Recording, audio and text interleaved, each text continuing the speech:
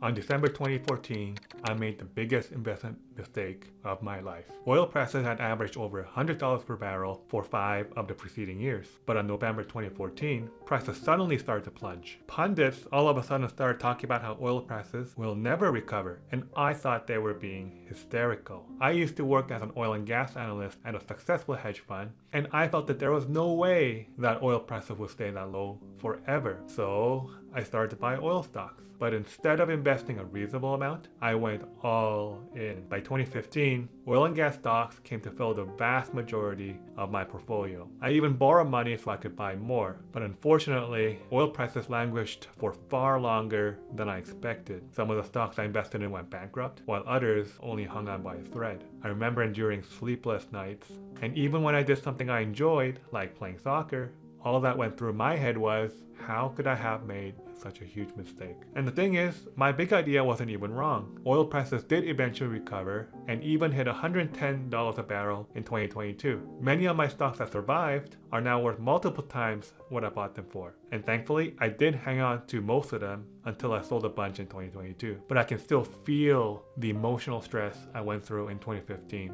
and that's something I never want to go through again. The cardinal sin I committed back in 2014 was not that I bought oil stocks. I had a reasonable investment thesis, and I have to be able to continue to act on my own convictions. Rather, my mistake was that I had put too much money behind this one thesis, when really I should have put at most 20% of my money behind any single idea. Legendary investor Peter Lynch once said that in investing, you're good if you're right 60% of the time. In other words, you're wrong more often than you think. And that's why we should always diversify so that no one mistake can kill our portfolio. The second biggest investment mistake came in 2012 after I had bought a penny stock. The stock I bought provided logistics for exporting Canadian products to South America. I thought that was odd because I figured Canada would import more from South America than export to it, but I shrugged it off and invested because the stock looked cheap. But not long after I invested, the CFO abruptly resigned and the company went into administration despite the company looking healthy. I'm apparently not allowed to say it's a fraud though, unless they've been convicted. But that isn't the big mistake I want to talk about because the amount I lost was pretty modest. A few months after the can't say it's fraud incident, I bought another penny stock called XPEL Technologies for about 8 cents per share. That company put protective covers on cars, similar to screen protectors on phones, and they appeared to be doing really well financially. But I was still feeling so stung by the not fraud company that I sold the shares for around 16 cents per share. Can you guess what XPEL is trading at today? As of the time I filmed this video, each share is worth around $45 per share. Earlier this year, it had even reached $80 per share, which is approximately 1,000 times the price I bought them for back in 2012. If I had held on to every single share I bought in 2012, that stake would be worth $1.5 million today. And I wouldn't be here making this video because I'd be off vacation somewhere exotic. Now, I am exaggerating a bit though, because there's no way that I would have held onto every single share for that long. I would have whittled down my stake gradually to keep it from dominating my portfolio. I may have even dumped most of it in 2014 to finance my oil stock purchases. But could I have held on long enough to realize, say, $100,000 in gains? Yeah, I probably could have. What cost me was my fall into a psychological trap known as recency bias. This bias leads people to place undue emphasis on recent events, and I see investors making this mistake all the time. When they evaluate funds to invest in, they tend to place much more emphasis on past year's performance over what happened, say, 5 years ago. And while I think it's reasonable to scrutinize recent performance more, we should be careful not to put too much importance on it. Now, watching this video, maybe I've given you the impression that I only make mistakes, but thankfully, that's not true. Let me tell you about a time when I won while other people were making mistakes. The year was 2008, and the financial crisis had plunged the world into chaos. If you weren't paying attention to financial news back then, it's hard to appreciate just how dire the situation looked. The world was teetering on a total financial collapse, which if it did occur, meant that you wouldn't have been able to buy anything because your bank accounts were frozen. Investors were spooked, to say the least. The stock market plunged by 40%, hedge funds blew up, and advisors fielded non-stop phone calls from panicked clients.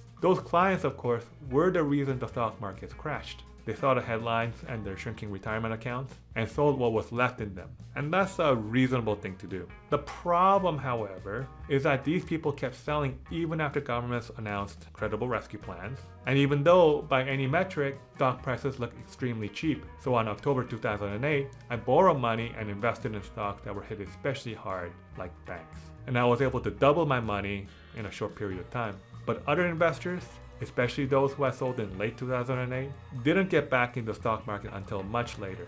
In fact, some people were still hesitant 10 years after the crisis. Part of this is due to a psychological bias called loss aversion, which states that the pain of loss is much greater than the joy from gains. But loss aversion isn't just about avoiding losses, but it's also about not wanting to admit that you made the losses.